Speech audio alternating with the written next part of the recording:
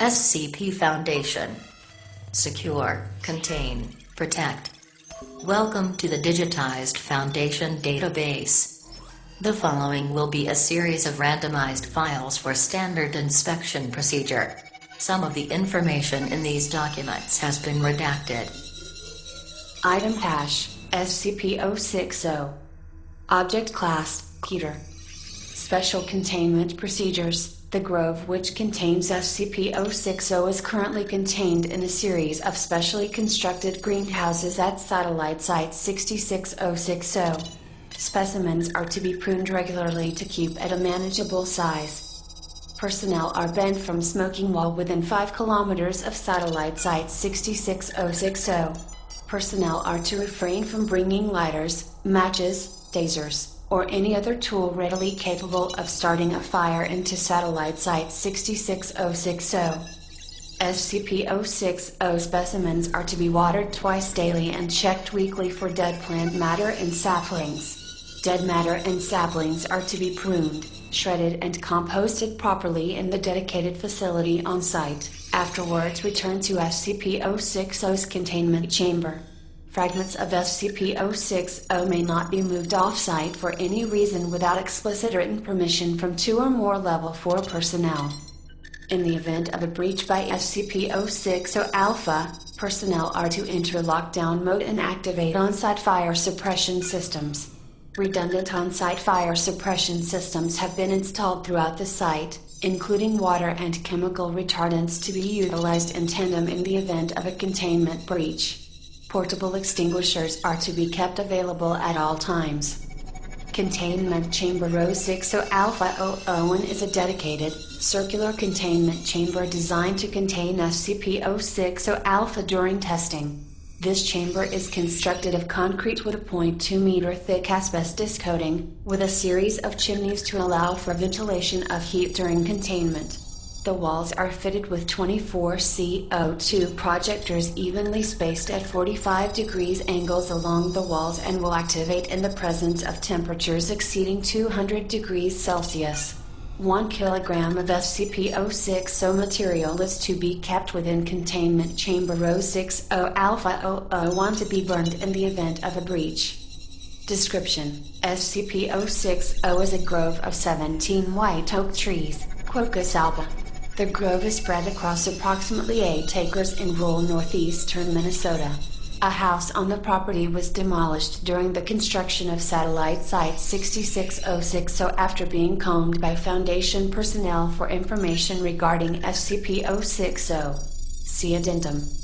When burned, SCP-060 will produce an entity henceforth designated SCP-060-Alpha.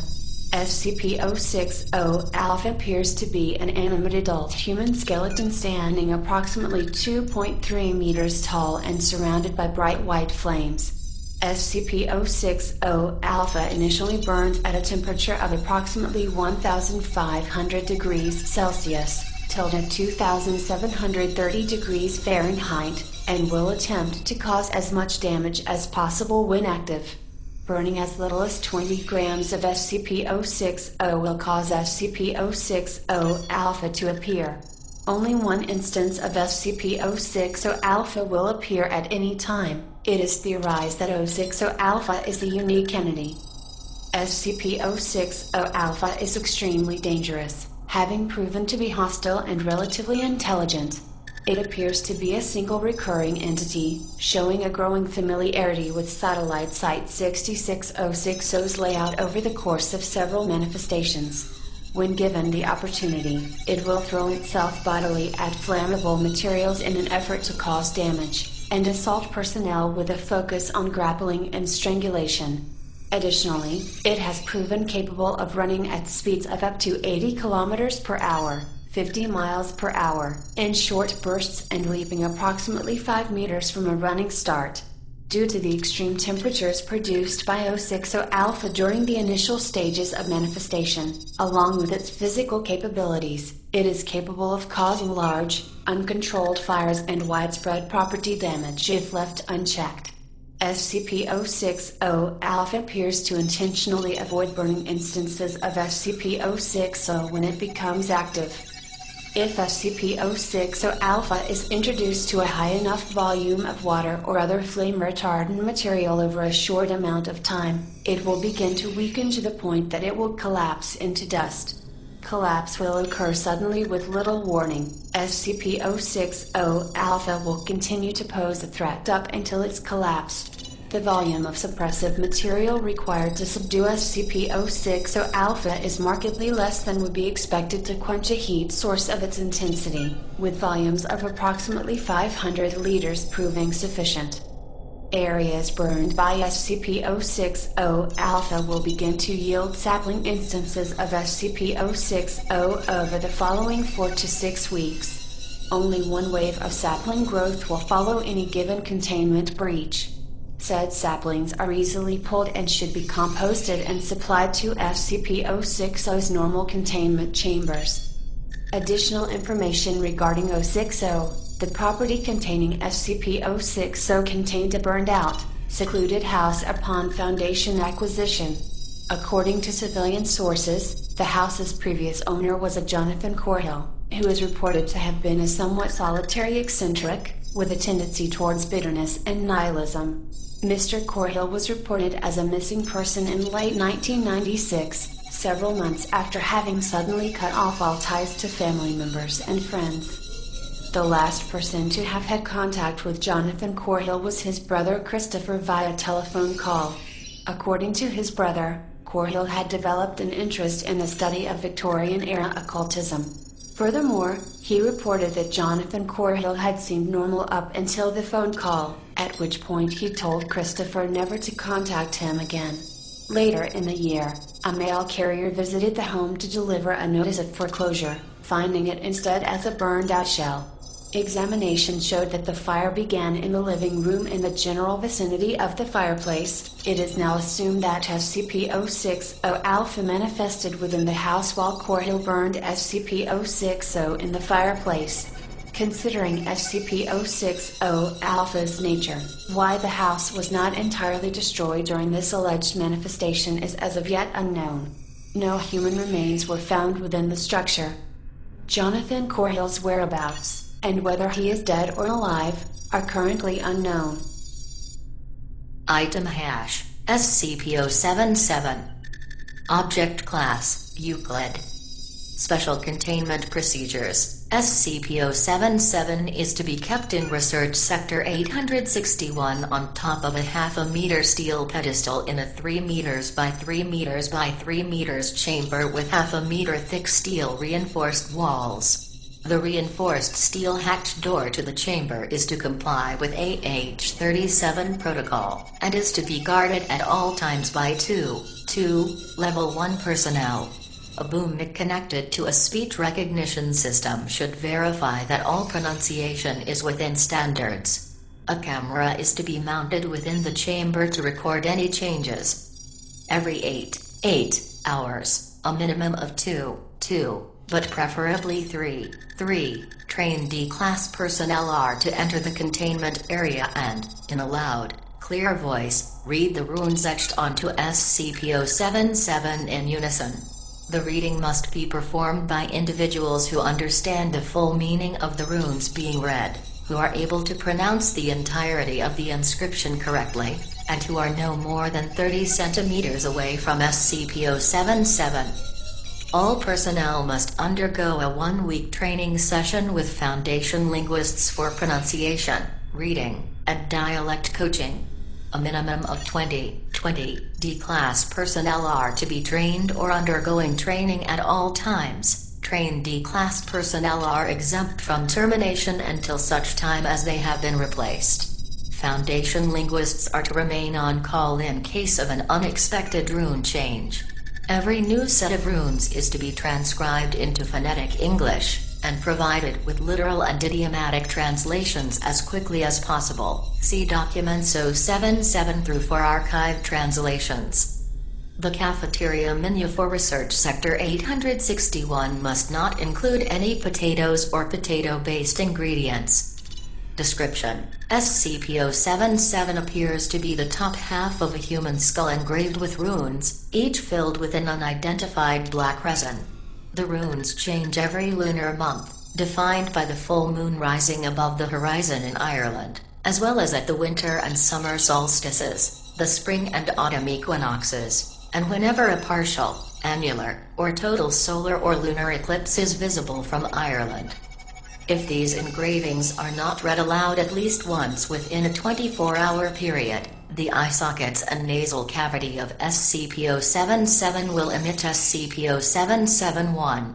SCP-0771 is a luminescent green vapor whose precise nature remains undetermined. It is to be noted that, although SCP-0771 behaves as a normal gas in all other ways, it only occupies those spaces which are within SCP-077's effective line of sight, and does not flow into the space behind SCP-077 unless confined.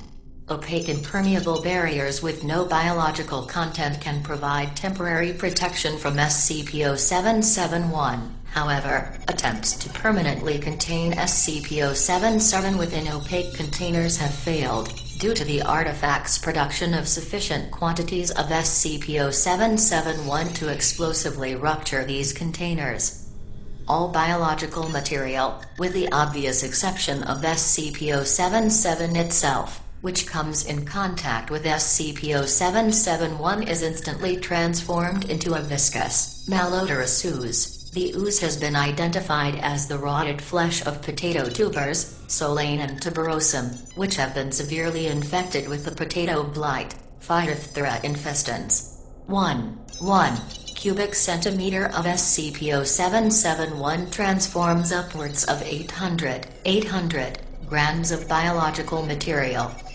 Reading SCP-077's engravings has noticeable, if transient, effects on the health of the readers. These effects include nausea, cramps, headache, dizziness, incontinence, fever, skin rashes, nosebleeds, and fugue states. Effects intensify as the time between readings increases, and can become cumulative for individuals who read the engravings too many times consecutively and/or too frequently. Readers have a 60% chance of developing an allergy to potatoes. Addendum 07701. The artifact was recovered from in the village of Redacted, Ireland. Locals had built a shrine around the artifact, where upwards of Redacted participants would engage in a nightly ritual. Fragmentary historical documents, retrieved from the remnants of the village church, see Archive 077-1576, and Library, see Archive 077-1582, indicate that the artifact existed as early as 1848, at which point in time it is described in highly positive terms, including protector and redacted. By 1869, however, references to the artifact are fearful, resentful, and couched in euphemism. Item hash SCP-106. Object Class Gita. Special Containment Procedures. Revision 11.6. Revision 11.7. Revision 11.8. No physical interaction with SCP-106 is allowed at any time. All physical interaction must be approved by no less than a 2/3 vote from O5 Command. Any such interaction must be undertaken in R2 maximum security sites, after a general non-essential staff evacuation. All staff, research, security, Class D, etc., are to remain at least 60 meters away from the containment cell at all times, except in the event of breach events. SCP-106 is to be contained in a sealed container, comprised of lead-lined steel. The container will be sealed within 40 layers of identical material, each layer separated by no less than 36 centimeters of empty space. Support struts between layers are to be randomly spaced. Container is to remain suspended no less than 60 centimeters from any surface by alloyed electromagnetic supports. Secondary containment area is to be comprised of 16 spherical cells, each filled with various fluids and a random assembly of surfaces and supports. Secondary containment is to be fitted with light systems capable of flooding the entire assembly with no less than 80,000 lumens of light instantly with no direct human involvement. Both containment areas are to remain under 24-hour surveillance. Any corrosion observed on any containment cell surfaces, staff members, or other site locations within 200 meters of SCP-106 are to be reported to site security immediately. Any objects or personnel lost to SCP-106 are to be deemed missing here. No recovery attempts are to be made under any circumstances. Note, continued research and observation have shown that, when faced with highly complex, random assemblies of structures, SCP-106 can be confused, showing a marked delay on entry and exit from said structure. SCP-106 has also shown an aversion to direct, sudden light. This is not manifested in any form of physical damage, but a rapid exit into the pocket dimension generated on solid surfaces. These observations, along with those of lead aversion and liquid confusion, have reduced the general escape incidence by 43%. The primary cells have also been effective in recovery incidents requiring recall protocol -- observation is ongoing. Corrosion damage on the initial recovery cell. Containment procedures have since been revised.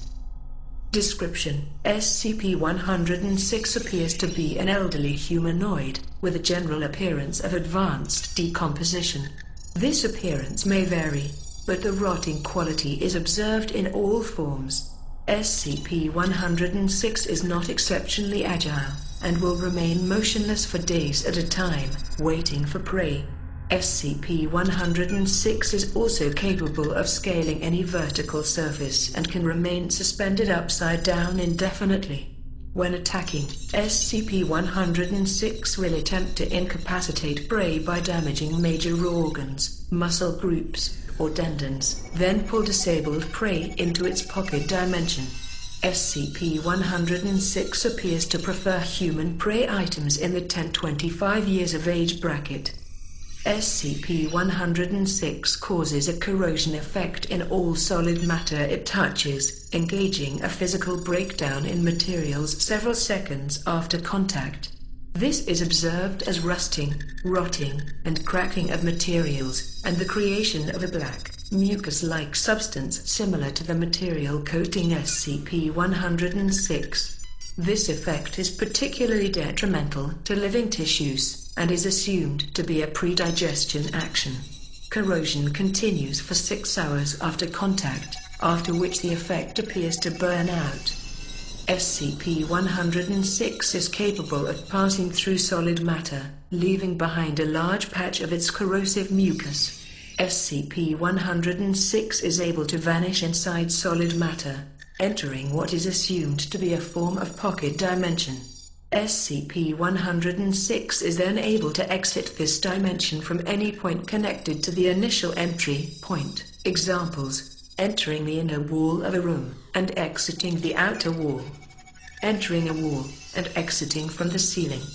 It is unknown if this is the point of origin for SCP-106, or a simple lair created by SCP-106. Limited observation of this pocket dimension has shown it to be comprised mostly of halls and rooms, with data expunged entry. This activity can continue for days, with some subjected individuals being released for the express purpose of hunting, recapture, data expunged. Addendum: SCP Review Notes. Due to the exceedingly difficult to contain nature of SCP-106, SCP is to be reviewed every 3 months or during a post-breach incident. Physical restraints are impossible, and direct physical damage appears to have no effect on SCP-106. Current SCP, as of //com, revolves around basic observation and immediate response.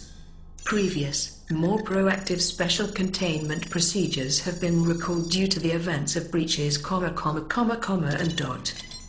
Notes on behavior.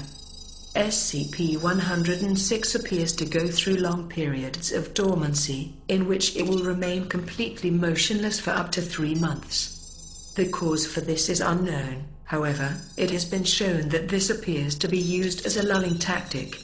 SCP-106 will emerge from this state in a very agitated state, and will attack and abduct staff and cause gross damage to its containment cell and the site at large. Recall Protocol. Data expunged. SCP-106 appears to hunt and attack based on desire, not hunger. SCP-106 will attack and collect multiple prey items during a hunting behavior event, keeping many alive in the pocket dimension for extended periods of time. SCP-106 has no determinable limit, and appears to collect a random number of prey items during an event. The inner dimension accessed by SCP-106 appears to be only accessible by SCP-106. Recording and transmission devices have been shown to still operate inside this dimension, though recordings and transmissions are very degraded. It appears that SCP-106 will play with captured prey, and appears to have full control of time, space, and perception inside this dimension. SCP-106 appears, data expunged. Recall Protocol --:. In the event of a breach event by SCP-106, a human within the 10-25 years of age bracket will be prepped for recall, with the compromised containment cell being replaced and restored for use. When the cell is ready, the lure subject will be injured, preferably via the breakage of a long bone, such as the femur, or the severing of a major tendon, such as the Achilles tendon. Lure subject will then be placed in the prepped cell, and the sound emitted by said subject will be transmitted over the site public address system. Agent, after release by SCP-106. Subject had been missing for 2 hours. Subject remained alive for 1 hour after release. SCP-106 will typically begin to gravitate toward the lure subject within 10 to 15 minutes after hearing the subject. Should SCP-106 not respond to the initial broadcast, additional physical trauma is to be administered to the lure subject at 20-minute intervals until SCP-106 responds. Multiple lure subjects may be used in the case of major breach events. SCP-106 will typically enter a dormant state after finishing with a lure subject. In addition, subjects may, data expunged. Item hash, SCP-157. Object class, Euclid. Special containment procedures. When not being used in an experiment, SCP-157 is to be stored in its cryptobiotic form, in a dry, airtight container. It is estimated that SCP-157 can survive in this condition for at least 10 years. Specimens needed for experimentation can be removed from storage and given water then food to restore them to a usable state. Personnel working with an active SCP-157 you are cautioned not to eat, drink, change clothing, or apply any substance to their body in the presence of SCP-157. Foundation MTF agents are authorized to administer Class A amnestics to any survivors or witnesses of wild SCP-157 attacks. Description: SCP-157 is a previously unknown microscopic animal in the tardigrade phylum, adapted to live on land as a predator. Like other tardigrades, SCP-157 is extremely resistant to environmental damage, and can enter a cryptobiotic state when no food is present. SCP-157 normally exists as an amorphous mass composed of millions of individual organisms. In this form, it can slowly crawl and climb. SCP-157 colonies are predatory, and can attack insects and small animals by engulfing them and then slowly dissolving their prey with digestive enzymes. Humans and other large prey are not normally attacked directly by SCP-157 colonies, as they are too large to engulf. and long-term contact is necessary for SCP-157 to successfully feed. The organism has developed an alternative method of achieving such contact. SCP-157 colonies possess an innate telepathic ability. When in the presence of prey that is too large to directly attack, the SCP-157 colony will use telepathy to present the illusion of something its prey wants to eat, wear, or apply to its body. SCP-157 is highly toxic when eaten. Someone having done so requires antidotes to redacted within 20 minutes, as well as immediate gastric surgery to remove the portion that was eaten. When applied to human, animal skin, SCP-157 will produce an anesthetic to encourage prey to ignore pain and leave the organism in place. It then dissolves and consumes the skin within 30 minutes to 2 hours. Dead prey is rapidly consumed and SCP-157 will grow significantly as it feeds. When reaching a size of 5 kilograms, SCP-157 will split into smaller colonies that move off in search of new prey. When in the presence of 2 or more individuals, SCP-157 will have an inconsistent appearance. It may appear to be a food item to one person, and an article of clothing to another. This can serve as a warning and prevent exposure to the organism. Addendum, note that due to its resilient nature, SCP-157 can be split into smaller pieces, boiled, microwaved, etc. and remain alive and dangerous. SCP-157 Capture Incidents. Incident 157-01, found with extensive scalp damage after mistaking SCP-157 for a bottle of shampoo and applying some to his hair. Victim was apparently immune to SCP-157 anesthetic and began screaming, attracting the attention of his wife, who had been eating a snack. It was the weirdest thing I've ever seen. He had a pastrami sandwich on his head, and it was eating him. Victim treated for chemical burns. SCP-157 captured alive. Victim and wife given Class A amnestics and released. Incident 157-02, found partially consumed by SCP-157 in his office at Co. After apparently believing SCP-157 was a pair of socks and wearing them. Victim bled to death after feet and lower legs were mostly dissolved. Incident 157-03, standard monitoring of police reports revealed a missing persons case where the investigating officers observed a couch slowly attempting to crawl towards the door of the victim's apartment. Couch initially sealed an area by police. Foundation agents later determined it to be an unusually large variant of SCP-157 and contained the specimen. Amnestics administered. Although large enough to attack humans directly, this specimen prefers to use its telepathic ability to attract prey, in the manner of smaller SCP-157 colonies. Item hash, SCP-164. Object Class, Euclid.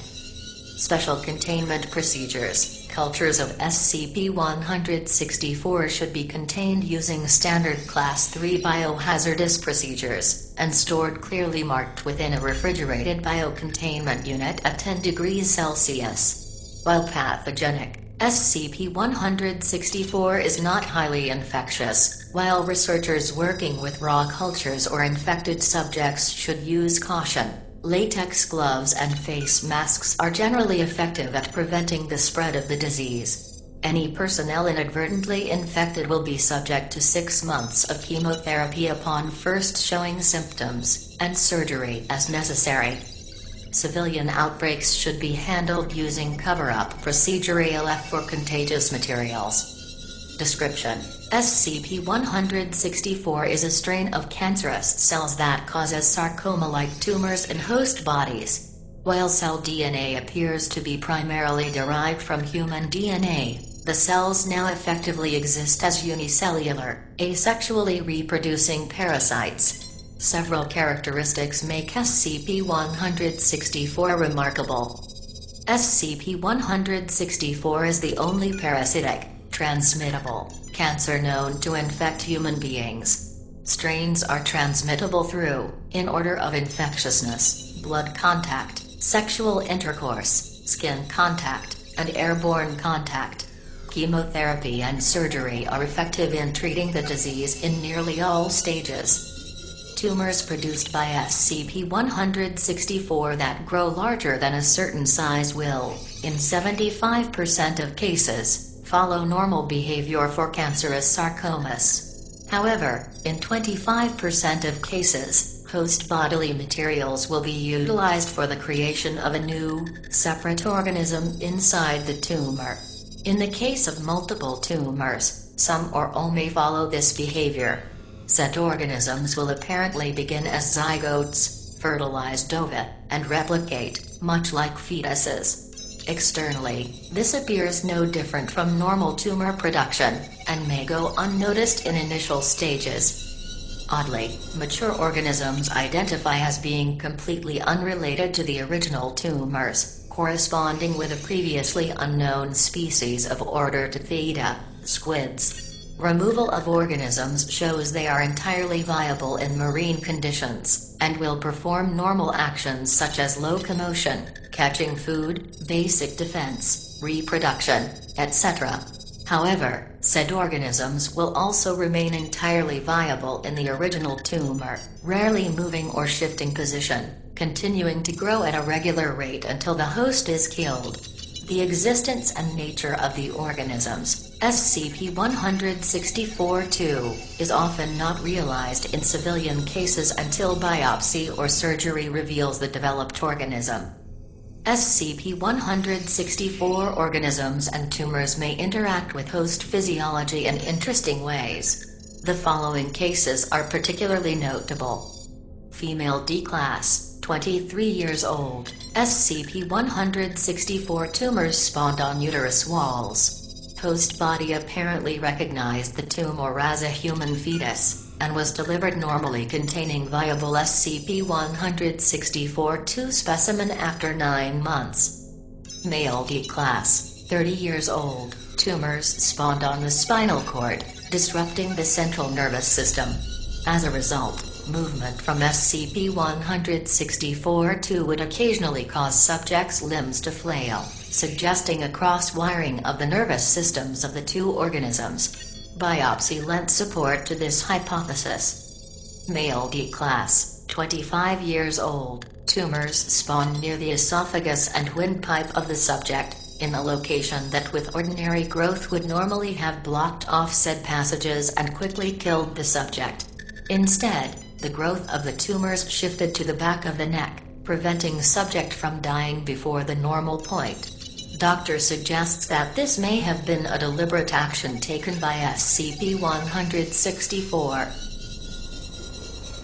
Item hash SCP-167.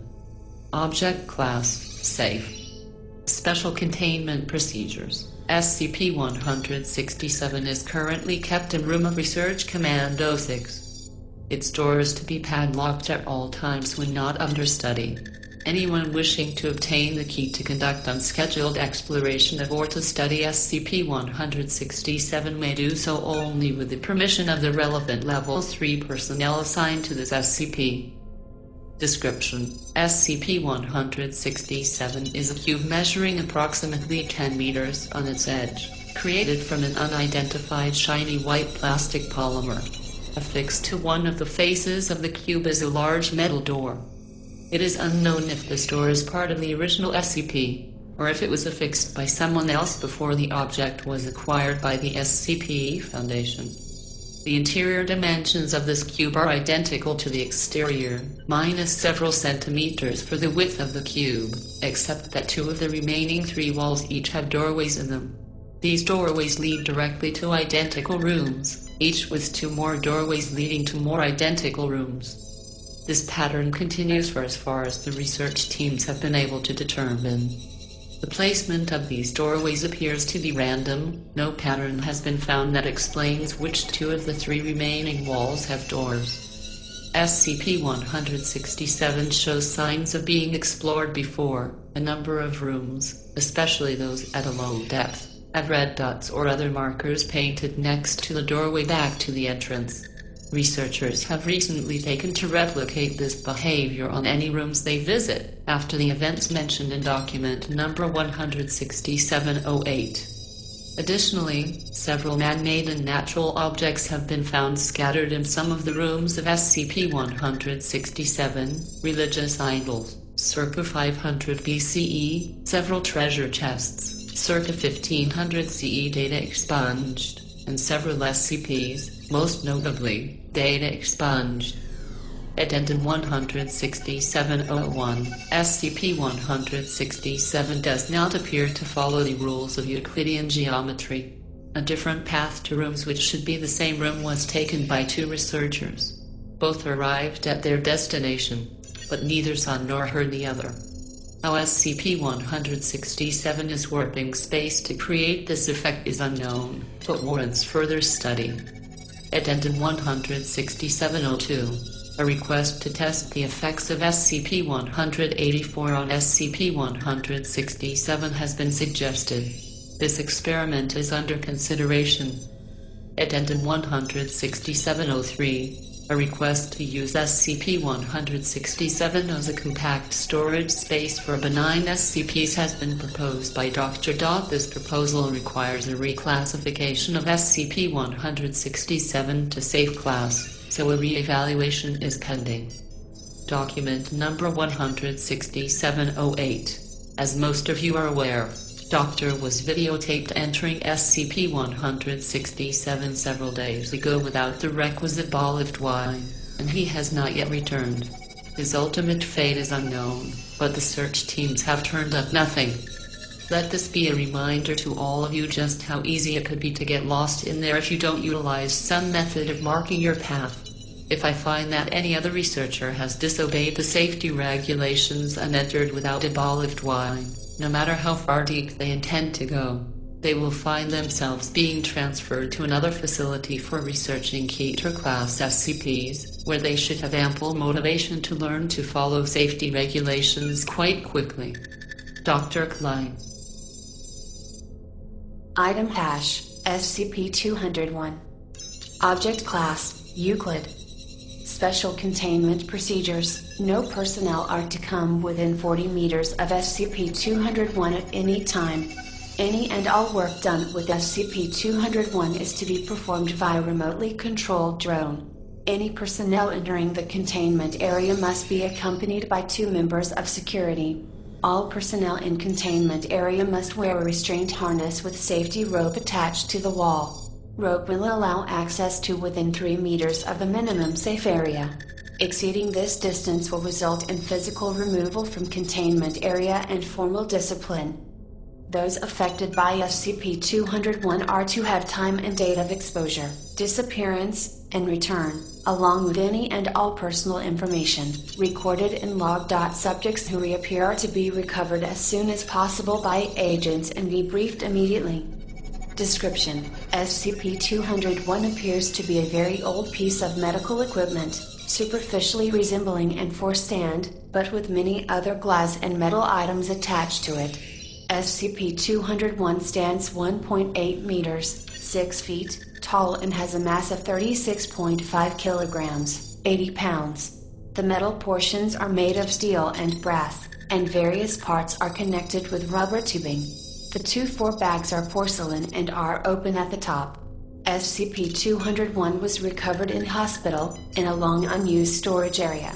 No record of SCP-201 appears anywhere in hospital records. Entering within 30 meters of SCP-201 can result in the subject being displaced into an alternate reality. This effect is apparently random, with some subjects remaining totally unaffected after exposure to SCP-201. Those affected will cease to exist in our reality between 1 and 48 hours after initial exposure. Durations of displacement vary between a few hours and upwards of 8 years. Time spent in this alternate reality can vary greatly from actual time elapsed in our reality. This alternate world appears identical to our own, with these exceptions. It is apparently in a state of constant twilight, with no sun or moon visible at any time. Large banks of very dense gray fog travel very low to the ground. These fog banks are unaffected by wind, and can make exposed skin feel very sticky and dirty. There is no plant or animal life anywhere. All places of human habitation, including major cities, appear as if all life suddenly vanished in the same instant. Most, if not all, electrical systems appear to be broken or without power. The air will randomly take on a gray-brown tint, accompanied by strong wind. Subjects displaced to this alternate world report initial surprise and curiosity, which are shortly replaced with very strong feelings of loneliness and fear. The severity varies widely with individual subjects and with time of displacement. Upon the end of displacement, subject will reintegrate from this alternate world to our own, which can cause a great deal of shock, especially in urban settings. Most subjects who remain displaced for more than 3 months suffer lasting psychological damage consistent with being sequestered within solitary confinement. Item hash SCP-213. Object Class Euclid. Special Containment Procedures. SCP-213 is contained in a high-security humanoid containment cell within Site-77.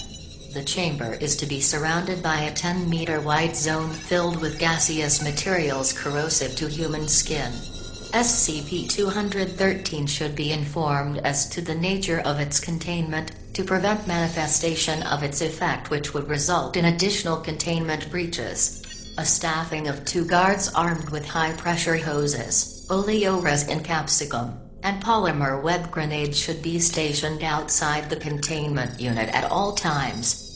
Description: SCP-213 is an adolescent humanoid male, 1.5 meters tall, weighing 95 kilograms. SCP-213 is able to forcefully sever the bonds between atoms in any solid or semi-solid matter with physical contact. An intense flash of light is produced when doing so. SCP-213 can use any part of its body to manifest this effect, and has used it to disintegrate projectiles as they impact its body. Manifestation of this effect has proven to be extremely painful, with extended use causing enough pain to render SCP-213 unconscious. SCP-213 was recovered from Palo Alto, California, when reports of a teenage boy being arrested for homicide after vaporizing his girlfriend during coitus reached agents embedded in the local police department. Further investigation revealed SCP-213's anomalous properties. However, during initial containment, SCP-213 vaporized the agents attempting to apprehend it. During the ensuing firefight with SCP-213 was able to disable 2 agents before being contained. SCP-213's containment procedures were finalized on //19, and classified as Euclid. Addendum 213-07. SCP-213 has made its 7th escape attempt. After asking for another interview with Dr. SCP-213 waited for security personnel to allow her to enter the containment chamber. As the majority of the containment procedures were disengaged, SCP-213 was able to apply its effect to the remaining security measures and breach containment. SCP-213 killed Drive, as well as 2 agents during the initial stage of its breach. SCP-213 had only seen a small portion of the facility and was easily apprehended after it encountered heavy resistance from security. Breaking through its cell weakened it enough to prevent further damage to other containment units. SCP-213 was apprehended in the site break room, attempting to break through the floor. However, extensive use of its effect left it unable to do so. Addendum 213-08. SCP-213 unintentionally breached containment on //20. Due to the nature of this breach, no consequence has been issued. Video feed taken at 3:15 a.m. from SCP-213's cell show its bed and a section of the floor being affected, which caused SCP-213 to fall into a basement level. Containment procedures have been slated for revision. Researchers note: from study of this video, it is clear that SCP-213's control of the effect is not as perfect as it previously believed, and it has become more cooperative with us in trying to establish a method to control and utilize it. Vague conjecture on the part of the review staff as to possibilities of what would occur should the effect trigger accidentally, including SCP-213 self-vaporizing, are noted as being particularly useful in this regard. Addendum 213-09-07: during a routine physical examination of SCP-213, lesions were discovered on its back, appearing as smooth nodules. Presently, there are 4 nodules, placed at intervals on the subject's back in a perfect square. Distance between all 4 points is exactly 15 centimeters. Medical personnel have been assigned to SCP-213's containment in order to observe and rapidly respond to changes in this condition. Follow-up examinations have been scheduled. 09: a follow-up examination has led to the discovery of 2 more nodules, located in the center of its palms. SCP-213 reports mild irritation, but no pain or discomfort. They resist pressure applied with blunt or sharp instruments. During an attempt to excise a sample using a scalpel, the scalpel failed to cut and vaporized after a few seconds of applied pressure. SCP-213 denies responsibility for this occurrence. SCP-213 has become notably more apathetic, and has expressed feelings of extreme pain from its back and stomach. 14: SCP-213 was moved to intensive care after being observed having a seizure in its containment cell. Examination of SCP-213 shows an additional 10 nodules have appeared on its back. A perfect distance of 5 centimeters separates each one. SCP-213 continues to report no pain from the lesions. SCP-213 has been assigned additional medical observers, who will remain outside its containment with the standard guard staff for the next week. 23: all nodules on SCP-213 have disappeared and been replaced with thin incisions slightly less than 1 mm in width. During inspection of these new changes, the medical examiner witnessed the incision on SCP-213's left palm open and an eye was observed watching her. SCP-213 has been placed in the medical wing indefinitely, pending further changes to the subject's condition. Addendum 213-10: the source of SCP-213's effect appears to be a parasitic infestation of unknown origin inhabiting its body. This life form has not attempted to communicate, but does observe any persons in SCP-213's presence through the lesions present on SCP-213's body. SCP-213 has exhibited panic over this development and requested several times the entity be removed from him. Any requests of this nature from SCP-213 are to be denied, pending further research.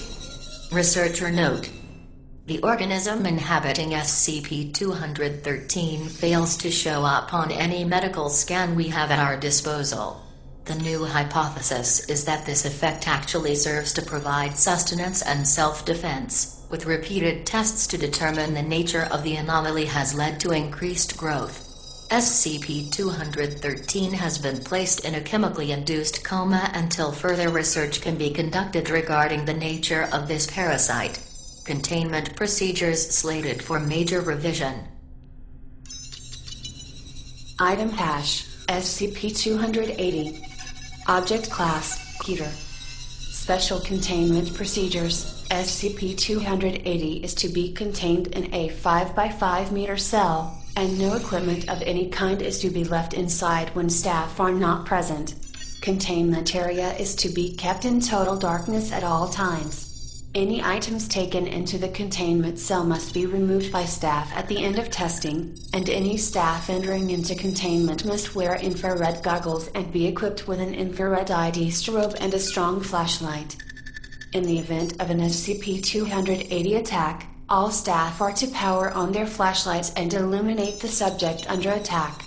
No aggressive action is to be taken against SCP-280, and staff are to keep 1 meter from SCP-280 at all times. Staff should continue to illuminate SCP-280 until it retreats to a sufficient distance to allow the recovery and extraction of the subject of the attack. Description: SCP-280 is a black human-shaped mass with 2 large white eyes on the head and 2 hands with very long and thin fingers. No feet or legs are visible, as the lower portion of the body appears to fade away several centimeters from the ground. SCP-280 appears to be wholly composed of matter that can gain or lose corporeal form. This matter is very black, with only the eyes showing any other color, and when changing to a non-corporeal form, looks much like smoke. The eyes are non-functioning, and appear only when SCP-280 is retreating, appearing to be used like eye spots on some insects. SCP-280 is very strong, and has been observed pulling apart steel with its hands, showing no sign of stress. SCP-280 moves with a gliding motion, with its hands extended, described as a sleepwalker posed by observers. SCP-280 will move slowly towards any human beings and attempt to attack them. SCP-280 appears to sense human life. No limit has yet been found on this ability.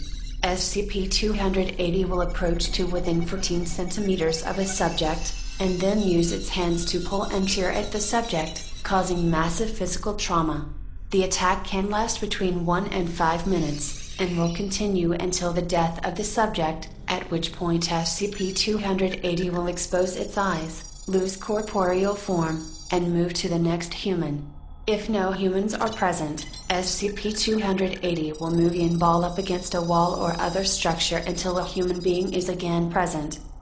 SCP-280 will retreat slowly from light, exposing its eyes in the direction of the light, or at any nearby humans. This has been described as extremely disconcerting by those who have been stared at. If the area that SCP-280 currently resides in becomes fully illuminated, or there is a very bright burst of light, SCP-280 will fade away and reappear in another area. This appears to be done purely as a defensive response to light, and will not be used to follow or attack prey. SCP-280 does not appear to eat, breathe, or sleep. It does not ingest any of the tissue removed during an attack, and simply drops it to tear a new piece. Due to its ability to become incorporeal at will, and its aggressive nature, no samples of SCP-280 have been collected. Addendum: Notes on recovery. SCP-280 was recovered in Kama, Mississippi after several reports of locked room murders and child deaths. All were reported as being extremely vicious, and victims were horribly mangled. The Foundation became involved after a family of 5 was murdered in their home. A survivor was found in the basement, 9-year-old David Kama, who had come over for a sleepover. He was found in an advanced state of shock, holding a flashlight and unresponsive to outside stimulus. During an investigation of the basement, an officer was attacked and badly mutilated. His statement attracted the interest of Foundation agents. During recovery, SCP-280 was temporarily lost due to its ability to teleport when exposed to high levels of light. It was also observed that SCP-280 is frequently discounted as a shadow when seen in the dark, or dismissed as clothing, hair, or another object when accidentally touched in the dark. When tracking a subject, SCP-280 will remain incorporeal until the moment of attack, causing some to walk very close to or through SCP-280. Subjects report a feeling of dread and unease when inside SCP-280. SCP-280 usually does not respond to this, but will sometimes expose its eyes and enter its retreating posture when passed through. No pattern has emerged for this behavior. Addendum: Notes following testing. During a series of extensive testing of the effects of various illumination sources on SCP-280's retreat reflex, SCP-280 broke containment. SCP-280 was observed to repeatedly appear and dissipate throughout the illuminated site, progressing through the sublevels and eventually appearing in SCP-1591's containment chamber. Upon being exposed to SCP-1591, SCP-280 displayed its eyes but did not retreat. The entity paused and knelt for several minutes before demanifestation. SCP-280 reappeared in its cell several hours later without incident. Item hash SCP-352. Object Class Ether. Special Containment Procedures. Containment areas to remain sealed at all times. No human interaction is allowed with SCP-352. Any and all interactions should be carried out by robot or other remote means. Should human interaction become necessary, full hazmat containment protocols should be observed. In addition, security lines must be attached to all personnel. Should any personnel begin to exhibit erratic behavior, they are to be immediately removed from the containment area via the security line. Any staff reporting hallucinations after interaction with SCP-352 or her are to immediately be placed under quarantine. Any staff working in or around the containment area must submit to random psychological and physical testing.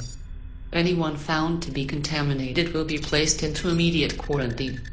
Staff attacked by SCP-352 may only be recovered if they have not been bitten by SCP-352. SCP-352 is to be fed only once weekly. Feeding will be discontinued for 1 month if SCP-352 attacks any personnel. Description: SCP-352 appears to be a very old, emaciated woman of indeterminate age and race. SCP-352 speaks Old Russian, but with an accent and dialect that makes translation very difficult. SCP-352 is extremely unwilling to communicate, with most of the conversations thus far made primarily of threats or statements of revenge. SCP-352 has never identified herself by any name, and due to her aggressive nature, it has been impossible to determine any background information. SCP-352 possesses a level of strength and speed much higher than what should be possible for a person of her perceived age and physical dimensions, and has been shown moving loads in excess of 200 kilograms with little physical strain, and moving at speeds in excess of 70 kilometers per hour. SCP-352 can recover from wounds that would be lethal to a human being, including decapitation and disemboweling. This regeneration can take between several days to several weeks, depending on severity. Internally, SCP-352 appears to be a normal human woman, with muscles, bones and organs in a state consistent with advanced age. Testing done on tissue samples has been inconclusive. SCP-352 is capable of growing very thin, hair-like strands from any part of her body, apparently at will. These strands can grow several meters in an hour, and appear to be at least partially under the control of SCP-352. They have been observed crawling along floors and up walls and other structures. These hairs are clear and nearly invisible to the naked eye, and appear to be slightly weaker than standard human hair. The strands are also coated in a thin layer of chemical enzyme identical to the enzyme in the saliva of SCP-352. SCP-352 produces an enzyme that is most concentrated in the saliva and hair, but is present in all bodily tissues of SCP-352. How it is produced and its exact chemical makeup are unknown. This enzyme reacts on contact with human tissue and rapidly attacks the nervous system. Symptoms manifest almost immediately, and include hallucinations, euphoria, suppression of cognitive or logical thinking, and suppression of pain receptors. This state persists for several days with mild exposure, and can become permanent with high exposure. Bites from SCP-352 lead to high exposure in 99.9% of cases. SCP-352 appears to subsist on a carnivorous diet, with a strong preference for human flesh. SCP-352 will create a web of hair, and wait for prey to become exposed to the enzyme and become more docile. SCP-352 will often remove and eat the limbs of a prey item to prevent it from wandering away, and can take several days to fully devour prey. Humans have been observed to still be in a euphoric state, and have no knowledge of the outside world even as they suffer the loss of limbs and other bodily tissue. Addendum, Notes on Recovery. SCP-352 was recovered in southern Russia, near the town and got reports of an enchanted forest and a witch who had caused several deaths were initially ignored, until reports of the witch being found and captured began to surface. When Foundation agents responded, the town was found deserted. Several bodies were found in varying states of decomposition, and blood trails appeared to show many more bodies being dragged into the enchanted forest. Recovery teams were dispatched and captured SCP-352, but suffered heavy casualties due to SCP-352's attack and exposure to the enzyme. A large amount of hair was recovered as well, and is believed to be the cause of many exposure incidents, with contact being attributed to spider webs or an agent's own hair and not reported until hallucinations manifested. Addendum, Notes on Behavior. While SCP-352 prefers any type of human flesh over any other type of meat, it appears to have a special propensity for children between 0 and 2 years of age. After observation of highly elevated levels of cooperation and a reduced tendency to attack staff while consuming flesh of this type, a possible alteration in the current diet is being considered. Addendum, the use of SCP-604 and SCP-1680 as a more efficient food source for SCP-352 is currently pending approval from the project director following initial testing.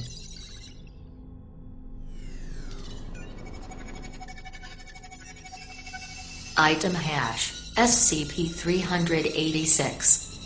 Object Class Euclid. Special Containment Procedures. No entry to the containment area is allowed without approval from Site Command. Containment area should not be connected to any outside systems besides an entry airlock. Seals and filters for the airlock must be checked daily, and replaced as needed. Incendiary devices are to be placed inside the containment area, with remote activation controls. In the event of containment failure, incendiary devices are to be immediately detonated and the site is to go into full lockdown for a period of 1 month to find and contain any spore leakage. The containment area is to be cleaned and repaired at least twice a year. Anything exiting the containment area must be scanned for SCP-386 spores. Any personnel entering into or working near the containment area must be in full hazmat gear with self-contained atmosphere. Description: SCP-386 is a form of mushroom that appears to have highly regenerative processes, and is highly resistant to physical damage.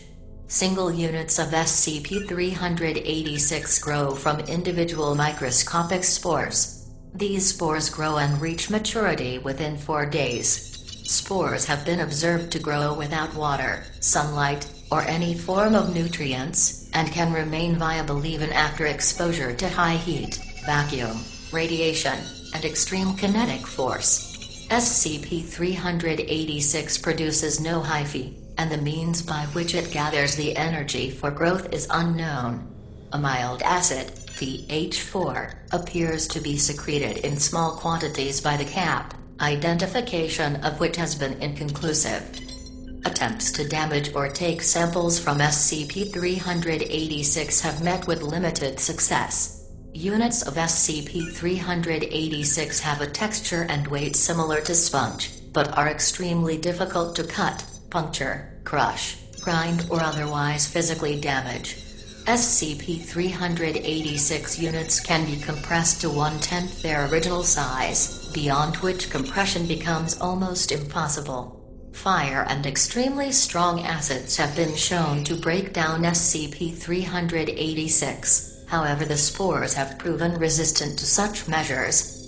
SCP-386 emits between 50 and 100 spores every 10 days after reaching maturity.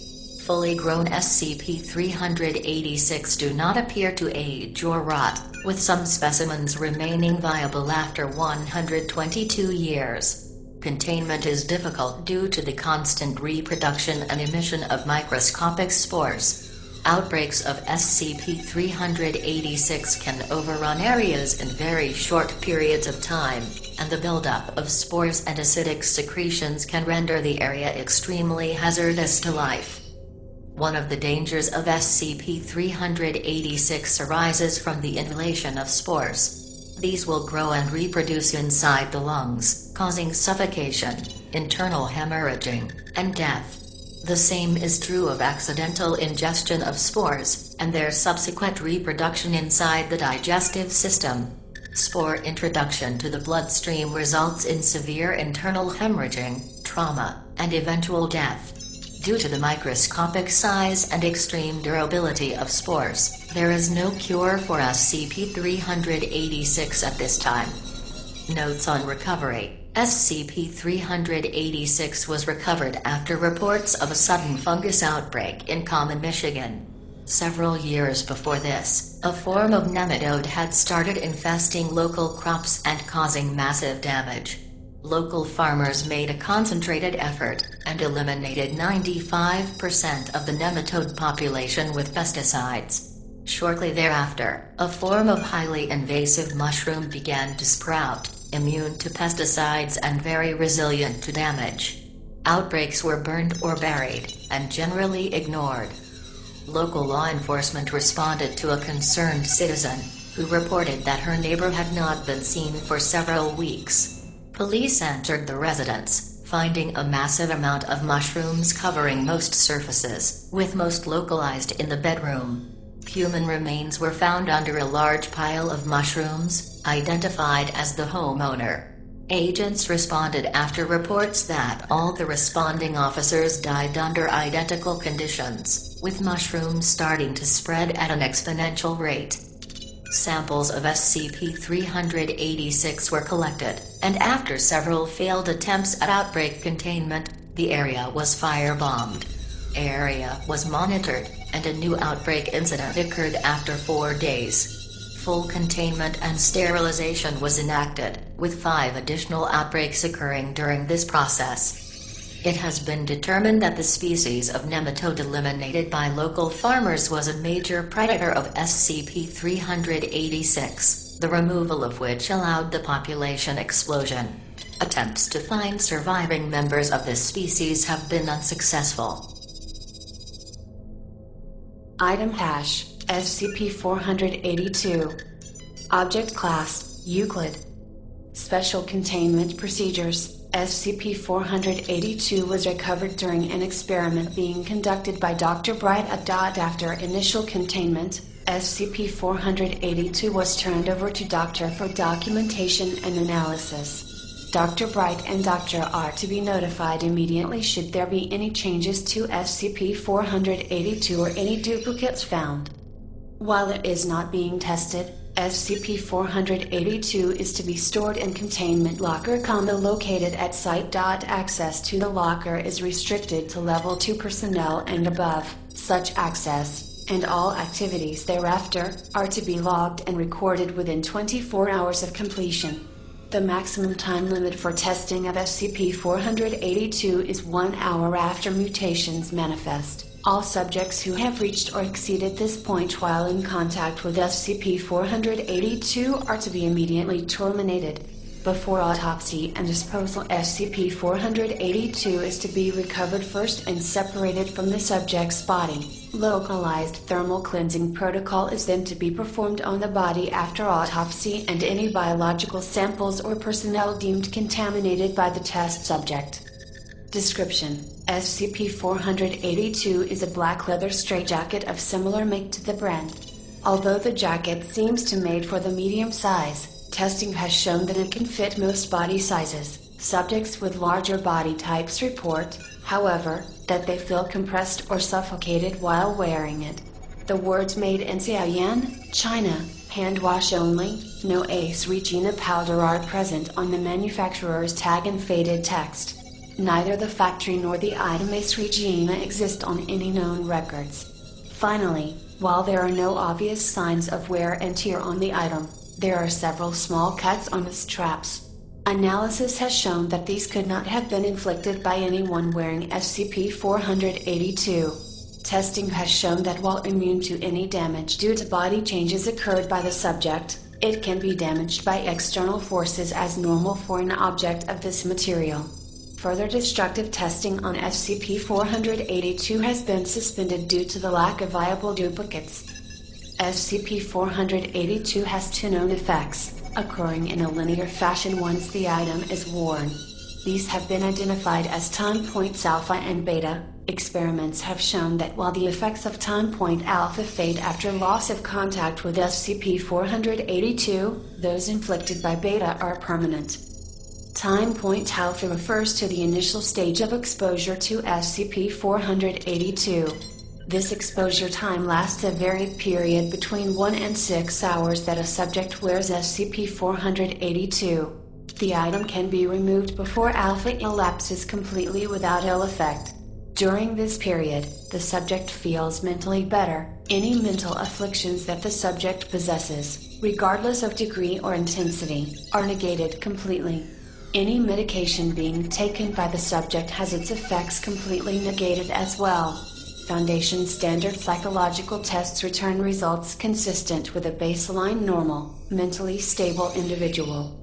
Upon separation of the subject and SCP-482, the mental illnesses return in full force, along with the side effects of any medication. Multiple sessions wearing SCP-482 have continued effect, though any time in the suit contributes to the overall cumulative time until the subject reaches time point beta. Time point beta refers to the subsequent time period that passes if a subject is still wearing SCP-482 once alpha elapses. During this period, the subject experiences physical mutation that seems to be determined by the nature of the subject's mental disorder. Should the subject have multiple mental illnesses, the mutations will manifest according to their degree of strength. See Experiment Log SCP-482 for recorded physical mutations observed during testing. Item Hash SCP-631. Object Class Heater. Special Containment Procedures. Extermination procedures for SCP-631 are to remain in effect until further notice. Information regarding civilian disappearances in SCP-631's environment, urban and suburban areas of the United States, is to be monitored, with particular regards to the areas outlined in Document 631-T. Disappearances related or believed to be related to SCP-631 are to be filtered. Standard media blackout procedures apply. Said incidents are to be investigated promptly, and should an instance of SCP-631 be identified, it must be terminated immediately. In the event that no SCP-631 are in Foundation custody, the instance must be captured instead. Agents involved in SCP-631 recovery or termination must be supplied with thermal imaging equipment. Mobile Task Forces Nu 11 and Omicron 17 are to be regularly deployed to the areas outlined in Document 631-T. The airspace of these areas is to be thoroughly examined via thermal imaging for SCP-631 instances. One instance of SCP-631 is to remain in containment for study and secured in a concrete cell. The instance must be restrained at all times and exposed to artificial sunlight. It is to remain pacified by serum 631 gamma and delivered sustenance via forefeeding. Should the organism's status deteriorate, 1. D-Class personnel may be allotted for SCP-631's natural feeding and reproduction activity. All the produced offspring save for one are to be terminated and the remaining instance is to be contained as instructed above. Description: SCP-631 is a species of large predatory organism with a vaguely crustacean appearance. They possess a wing morphology consistent with the order Droptera and a reptilian tail terminating in a venomous stinger. This tail also contains the majority of the organism's reproductive systems. Mature instances of SCP-631 are roughly 135 centimeters in length and 42 kilograms in mass. SCP-631 appear to be genderless.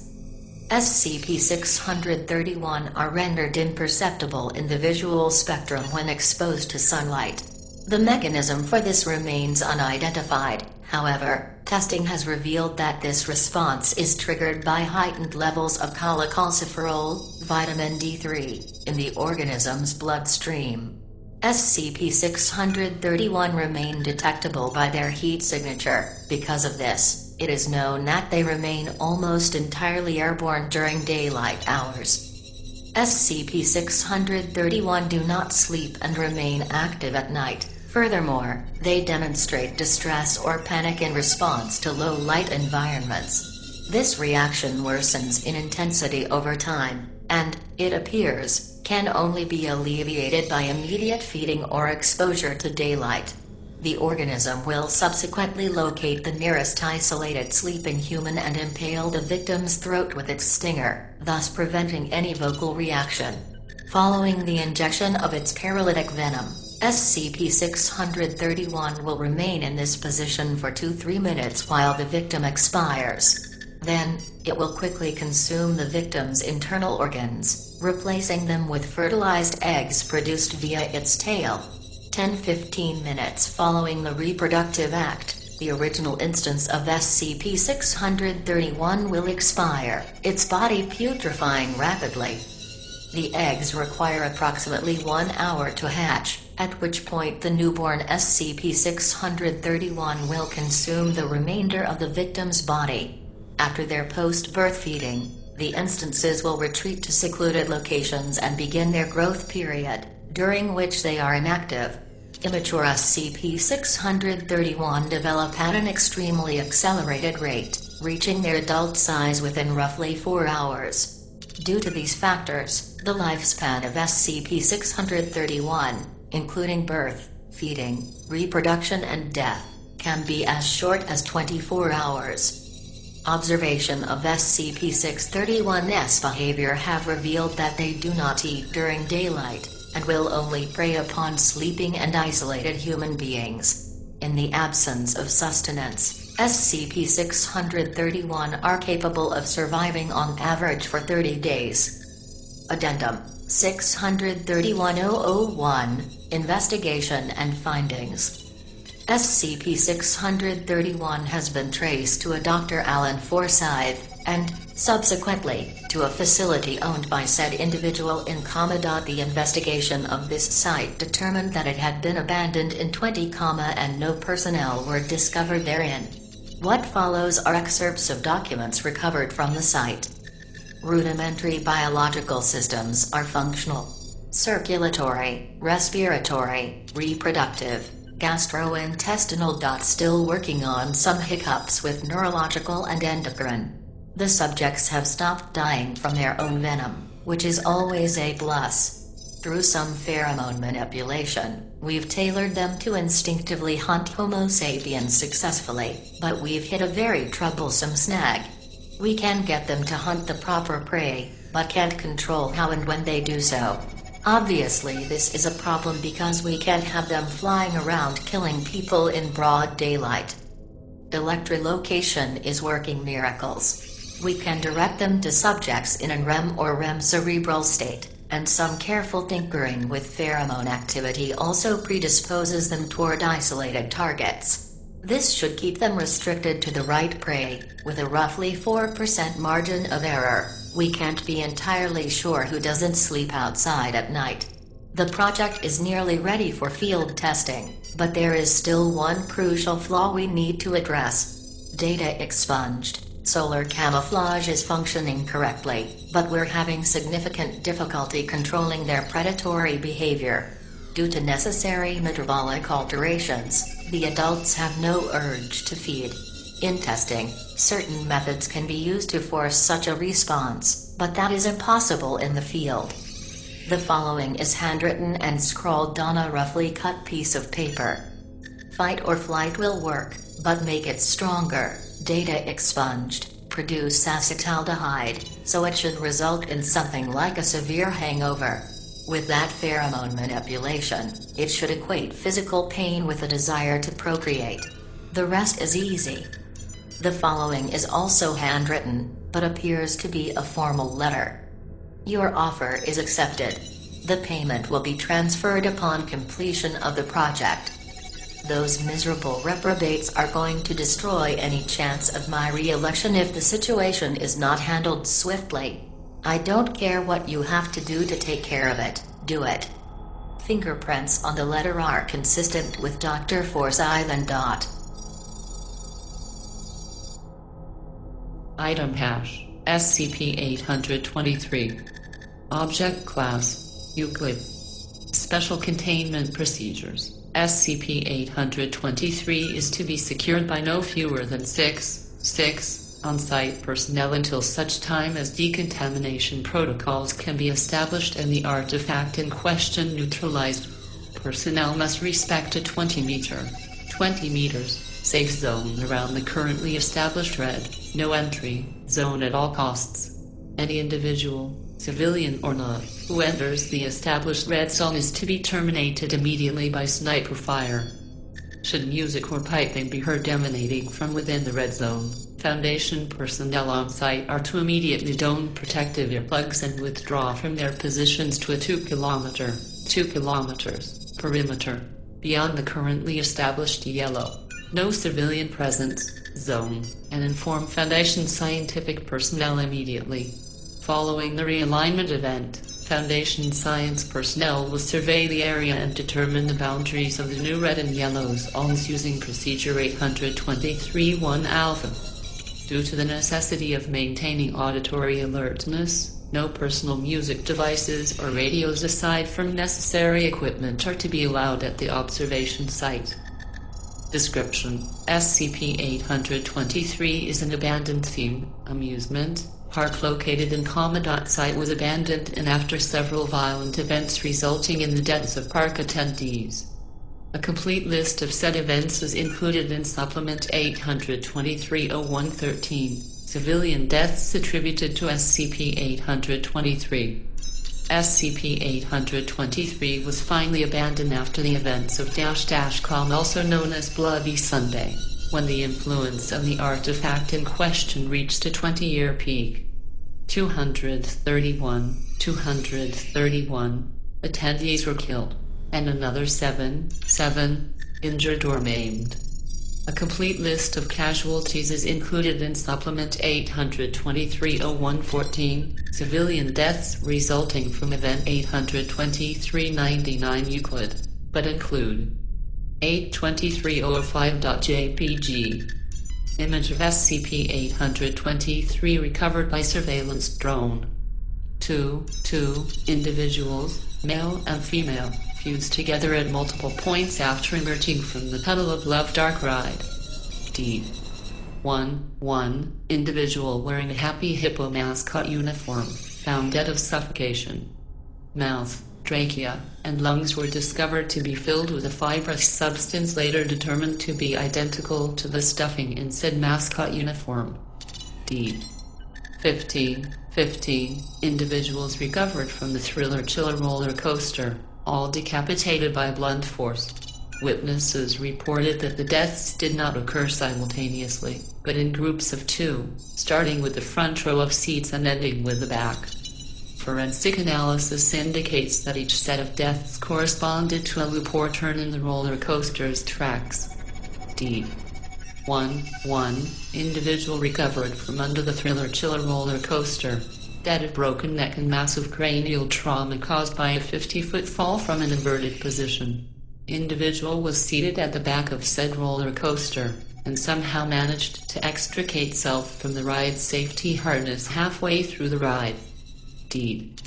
1 individual found dismembered inside the House of Mirrors attraction. Left arm was found 16 feet to the north from the torso. Left leg was found inverted and attached to the ceiling by sinews.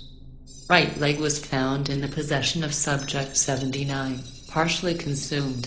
Forensic analysis indicates that teeth marks found on flesh and bone of said leg are human in origin. To date, no trace of right arm has been found. Alive. For complete record of casualties, please see Supplement 823-0114, Civilian Deaths Resulting from Event 823-99 Euclid. Following said event, Foundation Mobile Task Force Row 71, Origami Toads, was sent into the site to assess the situation and carry out containment procedures. MTF Row 71 was not successful in determining the cause or location of the deaths due to casualties inflicted on team members. See Supplement 823-0115, Casualties among MTF Row 71 resulting from Event 823-99 Euclid. Partial list of casualties included. MTF Row 71 Commander. Cause of death: suicide caused by forced sexual entry through left eye, resulting in unsurvivable brain trauma. Agent. Cause of death: suicide. Individual was found with all ammunition disassembled, casings and bullets discarded. Grams of propellant, consistent with the amount of disassembled ammunition found on scene, were retrieved from individuals' stomach and intestines. Agent. Cause of death: suicide. Individual was discovered with lacerated lungs and broken jaw. Missing teeth were retrieved from individual's lungs and trachea. For complete record of casualties, please see Supplement 823-0115, Casualties among MTF Row 71 resulting from Event 823-99 Euclid. Following the deaths of 50% of the Mobile Task Force personnel, on-site supervisor ordered an immediate mission abort. Containment protocol was switched from retrieval to on-site securement. Standard media blackout procedures were carried out, including data expunged. Addendum 823-01, destruction of site. Per 05 level order, request for immediate destruction of site by airstrike, to be led by MTF Nu 7, Hammer Down, is denied due to proximity to civilian population, lack of plausible cover story scenario, and unknown nature of artifact in question. Addendum 823-02, Red Zone. As of this date, SCP-823 has undergone 3 realignment events requiring resurveying of affected zones. Apparent range of red, no entry, zone has increased in size by 5% during that time. Rate of expansion appears to be accelerating at a linear rate. See Report 823-0207. Result of 7th Survey of SCP-823. Request upgrade to Keter. Addendum 823-03. Upgrade to Keter. Denied by 05 Council. Reason: insufficient data to justify reclassification. Item hash SCP-897. Object Class Safe, formerly Euclid. Special Containment Procedures. SCP-897 is allowed full access to all Level 0 regions of the facility. It may not engage in any activities that have the potential to be physically harmful in any way, directly or indirectly, and is required to undergo a comprehensive medical exam daily. If SCP-897 is found to be at risk of any kind of organ failure, it is to be confined to a cell and provided with a D-Class personnel in order to restore itself. Description: SCP-897 is an effectively immortal person of variable height, weight, and build, and indeterminate age, race, and gender. It claims to be an Estonian man on record as having died in a house fire in Reval, now Tallinn, in 19, aged 70. If this were true, it would make SCP-897 years old. When one or more of SCP-897's vital organs is compromised, usually as a result of trauma or disease-related injury, But sometimes as a result of age-related wear and tear, said organ will spontaneously switch places with that of whichever human subject is in closest proximity to SCP-897, provided they are in good health, via teleportation. This saves SCP-897's life, but at the expense of the subject, to whom the process is fatal in % of cases, and severely debilitating in the other %.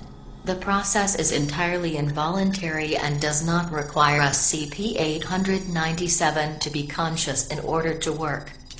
MRI scans and medical tests indicate that the transplanted organs are seamlessly integrated into SCP-897's body, regardless of genetic disparity, and function as normal. SCP-897 has been found to contain DNA from at least different people, including Foundation personnel. It is estimated that no more than % of its original body mass remains. Why its immune system, which itself has been replaced several times, does not reject foreign tissues is not known. SCP-897 was discovered by the Foundation in the spring of 200, when it was reported that 3 hikers in Denali National Park, Alaska had died in the space of 2 weeks under similar, highly anomalous circumstances. The first hiker appeared to drown, despite being on land. The coroner's report confirmed that, not only were her lungs filled with water, but they were unusually large in relation to her size and build, meaning they did not fit inside her ribcage, and as such had ruptured and hemorrhaged. The second hiker, data expunged. The third hiker dropped dead when several of his bones, including his cervical vertebrae, appeared to spontaneously fracture. A mobile task force sent to scout the area found SCP-897, who had recently taken to living in the wilderness, and took it into custody with casualties. SCP-897 reported that he had fallen into a river, data expunged, by a mother grizzly bear, and fallen off a cliff at times coinciding with the deaths of the 3 hikers. Due to the stress of involuntarily causing multiple deaths, SCP-897 is highly mentally unstable, and is neither willing nor able to cooperate with the Foundation. Its condition has gotten substantially worse since being taken into custody. SCP-897 will self-harm at any given opportunity. Foundation personnel have been killed or injured because of this. Whether SCP-897 self-harms out of frustration with its existence or merely to spite the Foundation is unknown. Addendum: on October 2011, SCP-897 briefly escaped Foundation custody. When Dr. Rasmussen entered SCP-897's padded cell in order to attempt an interview, SCP-897 broke free of its straitjacket and, data expunged, its own face, causing its eyes, nose, much of its skin, most of its teeth, and its lower jaw to be exchanged with Dr. Rasmussen's. Dr. Rasmussen is believed to have expired almost immediately. SCP-897 was then able to pass himself off as Dr. Rasmussen, allowing him to leave the facility. When Dr. Rasmussen's body was discovered, Agent was sent to recover SCP-897. 19 hours later, SCP-897 returned of its own accord, now possessing the memories and personality of Agent. It transpired that, upon tracking SCP-897 to the nearby town of Kama, Agent attempted to restrain it, and accidentally shot it in the head, initiating a spontaneous brain transplant. Agent's body quickly expired due to massive brain damage. The mind of the original SCP-897 was lost in the process. The fact that SCP-897's body has now been entirely replaced, meaning the original person technically no longer exists, has led some researchers to theorize that SCP-897 is not a person, but a localized abstract anomalous effect. Because Agent is mentally stable and willing to cooperate with the Foundation, SCP-897 has been downgraded to safe. Item hash, SCP-932. Object class, Euclid. Special containment procedures, SCP-932-01 through 0608 are to be kept in a 15 meters by 15 meters room with observational windows, furnished with a speaker and a bed with straps. During an observation, experimentation or interaction session, the speaker is to play a tone of 510 Hz at 100 decibels, rated as loud, to enable visibility of SCP-932. Noise-canceling headphones are available to participating staff on request to facilitate communication. Once every 3 days, a D-Class personnel is to sleep in the bed in SCP-932's chamber for feeding purposes. The speakers need not be turned on for this purpose. The feeding process is never fatal, however, the straps can be utilized in case of resistance on part of the D-Class. Said personnel can be returned to normal duties afterwards. Wild instances of SCP-932 are to be tracked down and captured alive by MTF-IOTA-4, Dream Hunters. Edit. Following Incident 932-002, containment breach protocols have been set. The 510 Hz tone is to be played throughout the site if a breach occurs, and all air vents or possible escape routes are to be sealed. All on-site personnel are advised to keep as calm as possible. The following changes are also to be made to SCP-932's containment. The speaker is to be affixed to the wall and play the aforementioned tone at all times, and that a different D-Class personnel be used for each feeding session. Description: SCP-932 are creatures able to adjust the refractive indices of their bodies in order to appear invisible. This ability seems to be disrupted when SCP-932 is exposed to sound. A loud, 100 decibels, tone of 510 Hz neutralizes it completely. When visible, SCP-932 resemble pale and featureless children. Their height varies from 1.2 to 1.6 meters and weigh approximately 30-40 kilograms. In large numbers, SCP-932 have been able to pin down and fully immobilize an adult human. SCP-932 hunts by silently following an individual to his/her dwelling in groups of no more than 8 individuals. If necessary, SCP-932 will lie in wait near or under the victim's bed for several hours until he or she falls asleep and enters a state of rapid eye movement, REM, sleep. When the victim enters this state, the pack of SCP-932 will pin the victim down, secreting an unknown pheromone that causes the victim to wake before the REM cycle is complete. 1. In most cases, the victim will be conscious but immobile, leading to a general feeling of panic. Initially, it was thought that SCP-932 fed on hormones produced by the panicking victim, but Experiment 932-04, Tau test, seemed to prove otherwise. SCP-932, for all intents and purposes, feeds on fear. It is unknown how this mechanism works, or how it detects REM sleep in its victims. SCP-932 is generally docile and does not actively attack researchers. However, if its feeding schedule is disrupted for more than 21 days, it will seem to be more aggressive and alert to its surroundings, and on occasion has tried to subdue researchers entering its containment chamber despite the researcher being completely awake at the time. Edit. It appears that SCP-932 prefers variation in its diet, as they seem to be more placid at the beginning of the month, when a new D-Class personnel is introduced, than at the end. Suggesting 5 D-Class be assigned to our team and taking turns in the feeding session. Researcher Men. Permission under consideration, given light of your recent budget scandal. Director Faisal. Permission granted, following events of Incident 932-02. Director Faisal. Incident Report 932-02. Date, June 29, 1998. Location, Site 09, Biological Division, South Wing, Number 0302. 14.00.23, Research Assistant by Antara prepares to enter containment chamber for weekly vacuuming. He appears to mumble under his breath. Body language shows apprehension.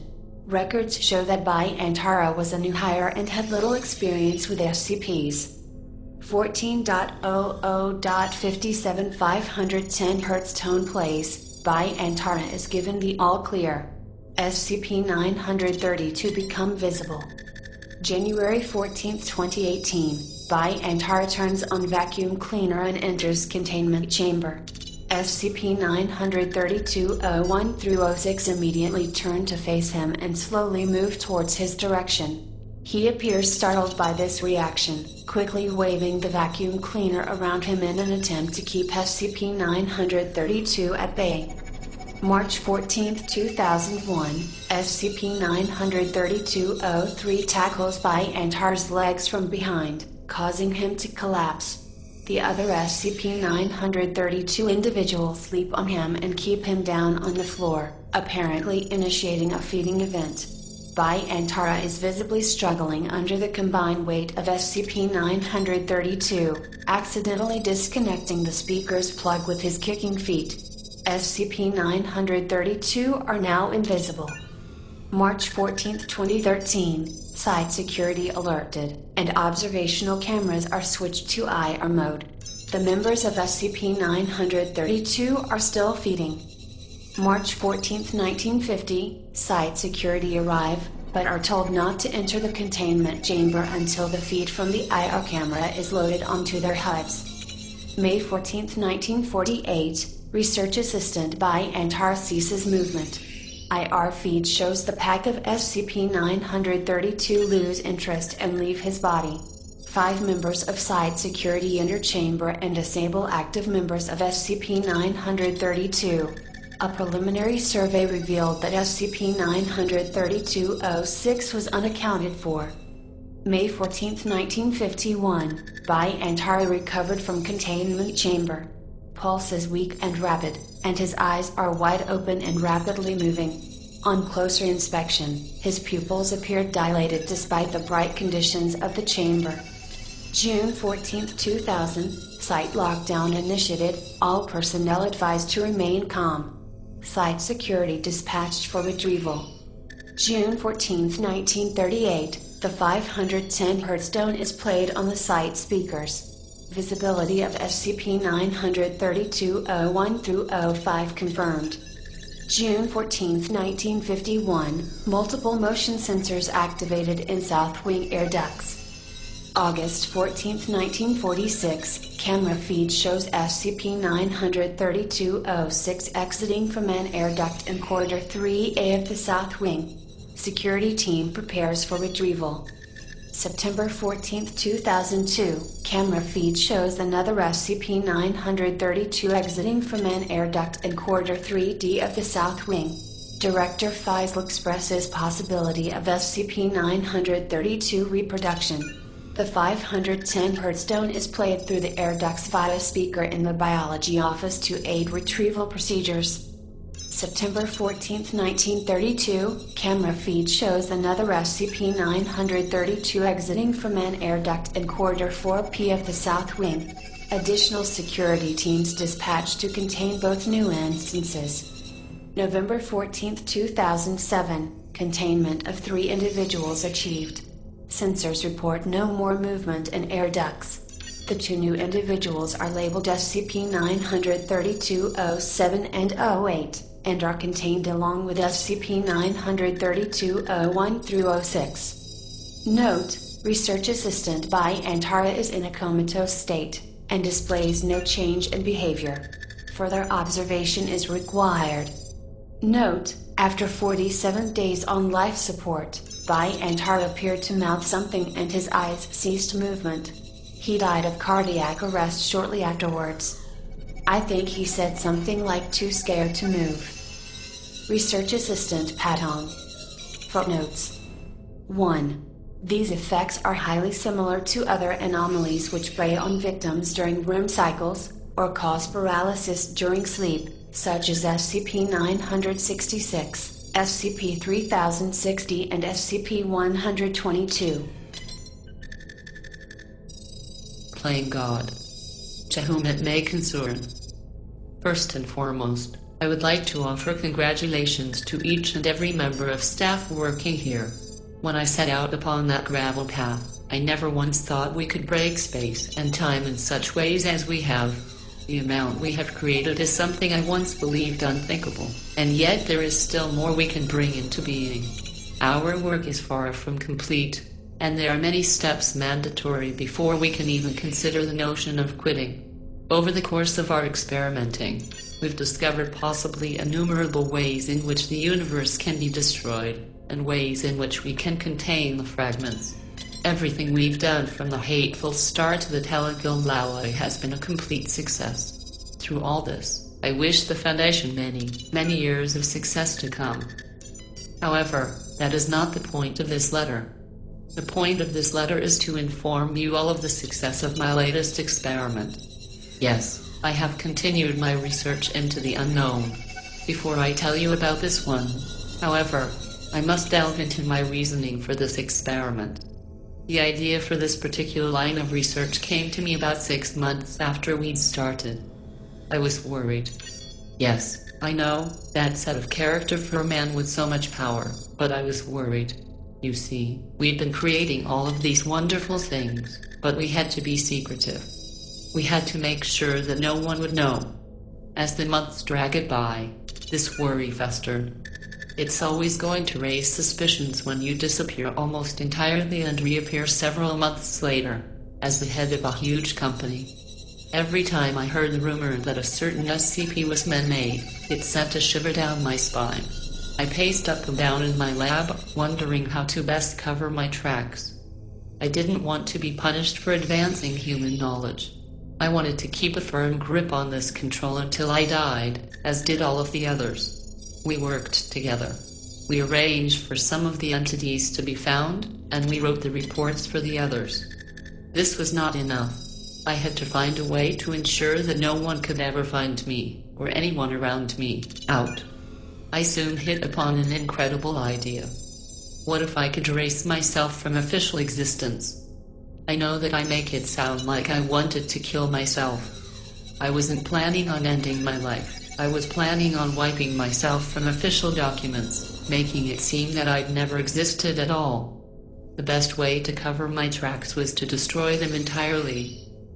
It took a few months of solid, hard work, but I finished. I found a way to make it look like I'd never officially existed. It was dangerous, I will not lie. I constructed a Faraday cage around my lab for protection, due to the potentially volatile nature of the experiment, instructed everyone to stay clear of my room, and got to work. It worked. It worked far too well. My suspicions were first raised when my own brother walked into the room, and was surprised to see that I was there. I was confused, but I assumed he just forgot that I was there. I went to the cafeteria, and found people trying to work out when we built that Faraday cage. I ignored them, as I hadn't told many people that I was building it. When I found an official document detailing the room that I was in, that's when I realized that something was wrong. I'd been classified as an SCP. I didn't erase myself from official documents. I'd erased myself from existence entirely. People came into my lab to take photographs of me, to converse with me, to figure out what I was. High-level researchers, my friends, my brother didn't recognize me anymore. No one could remember me, even hours after the 50th visit. I continued with my work. I made more of these things, and put them in containment. Almost immediately, I noticed that people had no idea where they came from.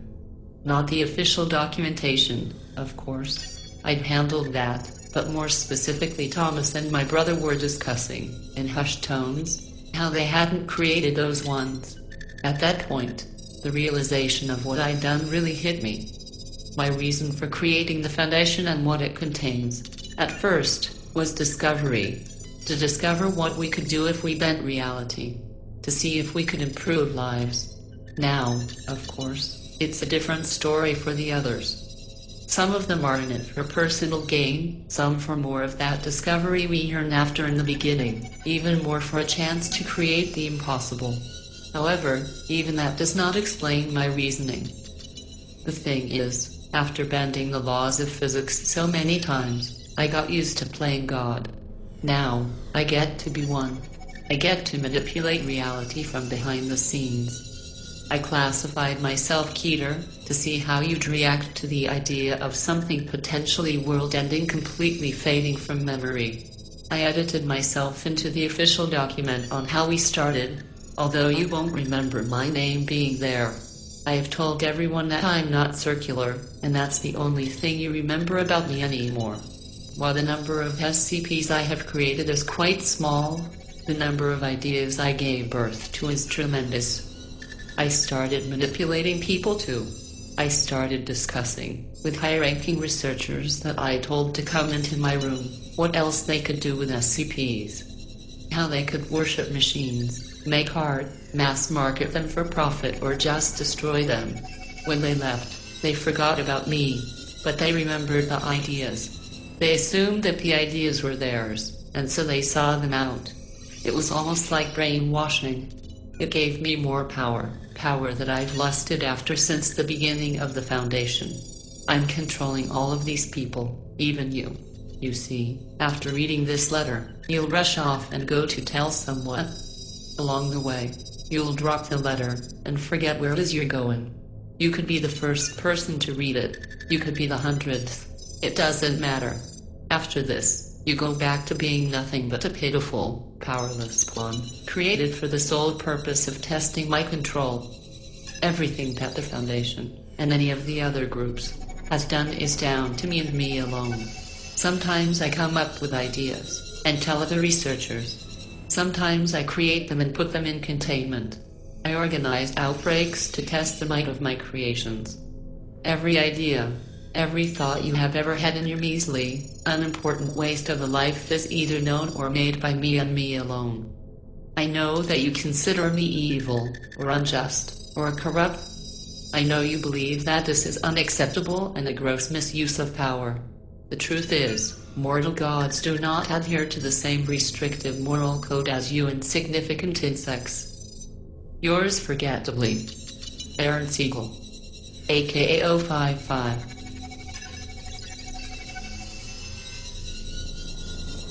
Item hash, SCP-966. Object class, Euclid. Special containment procedures. MTF-1 Dream Hunters and MTF-2 Air Chasers are to regularly be on the lookout for news about sudden, violent human deaths related to sleep deprivation, in order to find and neutralize remaining wild instances of SCP-966.